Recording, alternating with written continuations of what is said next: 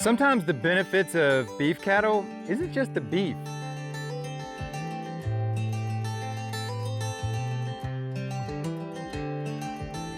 Hey everyone, Dr. Arland Hill here with Leah Hill out at Harvest Hills Ranch.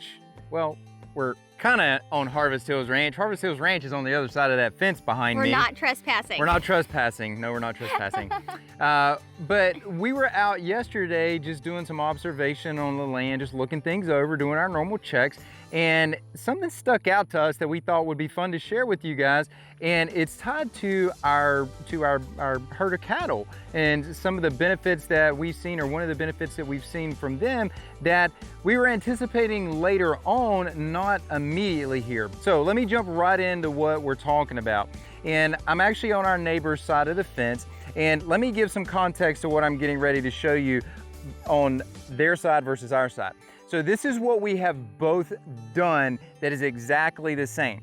He and I have both cut and bush hog down these two areas. When the grass gets up tall enough, we like to cut these things back down, make sure we don't have trees start growing in here so we can use these as, on his side, recreational area, on our side, pasture area. This area is low. If we get a couple of months of wet weather, there's going to be water standing in here. And neither one of us have put anything out in either one of these areas. We haven't put any fertilizers on this. We haven't put any seeds. We haven't cover crop. We haven't done anything to these other than just cut the grasses and the weeds and whatnot, if you will, when things get too hot. So what did we notice with that preface?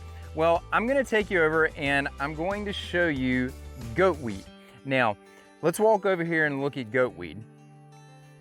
And here's what you need to know about goat weed is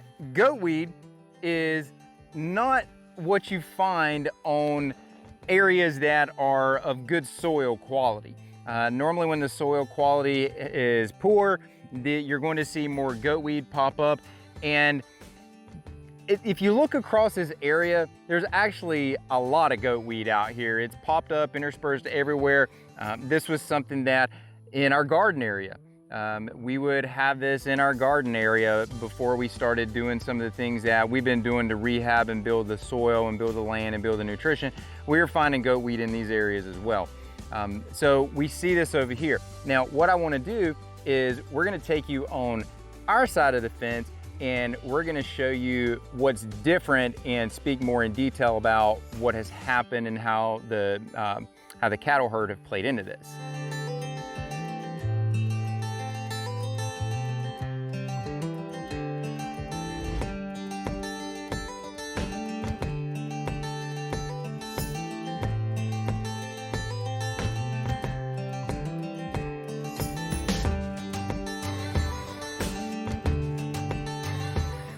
All right, well, here we are on the Harvest Hills Ranch side of the fence, and what you see behind us is it's this area that is, again, it's very low, but the main thing that caught our attention is that there's just no goat weed over here. And literally the only difference on this is that the cattle herd has been working across this.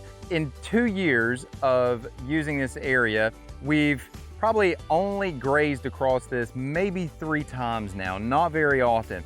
The first time that we grazed across this, the cows meandered through it, they ate here and there, but they weren't really grazing this very hard. Basically packed in pretty good. They were laying down pretty good manure. They were stomping everything down.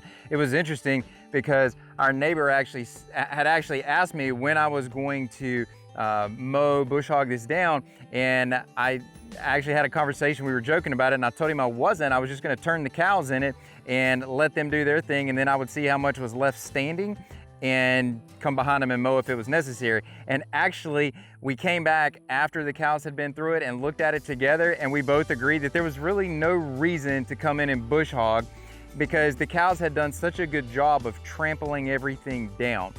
And since that time, we've had them across this maybe twice now since that. And when the cows come across this, they come in here just like any other area of the pasture. They literally, you can see where we set the lines at.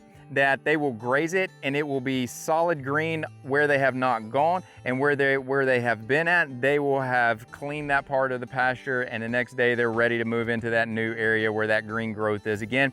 And the thing that we've noticed about this is that not only is the goat weed not here showing us that we're starting to make some improvements in this, but the water infiltration.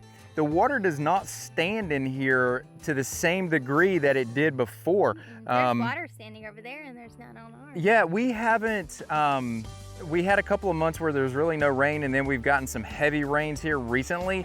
And I've been riding across this trying to figure out where, or walking across it trying to figure out where we're having some water spots at. And yesterday when we came out here, we found 2 small puddles, and that was all we were able to isolate. So that tells me that the microbial activity in the ground is better than it has been prior, that we're getting more biological activity going on, and it's starting to open up the pores in the ground. Plus, the benefit of coming in here and mowing this is that now we're laying that carbon down, and as that carbon gets laid down, that decay process starts to build up those humic acids in the soil, and it again is essentially feeding the biology.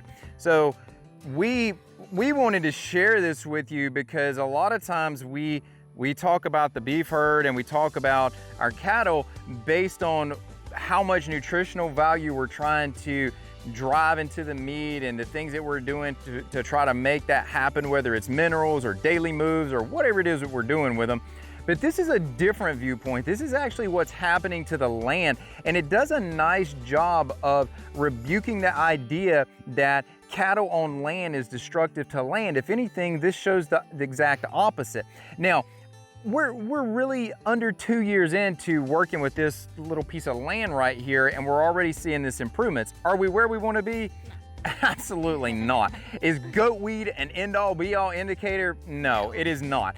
If I walked you 100 yards over my right shoulder, I would show you that there was dog fennel out there, and dog fennel likes low calcium soils. It thrives in areas that are not great soils. So do we have more work to do? Absolutely we do, guys. But we have the animals to help us. But we have the animals to help us, so we're letting them carry out their ecological role. So having this beef herd here is not just about the economic benefit and trying to deliver good food for you guys, it's also about the ecological impact that they're having in a positive way as well.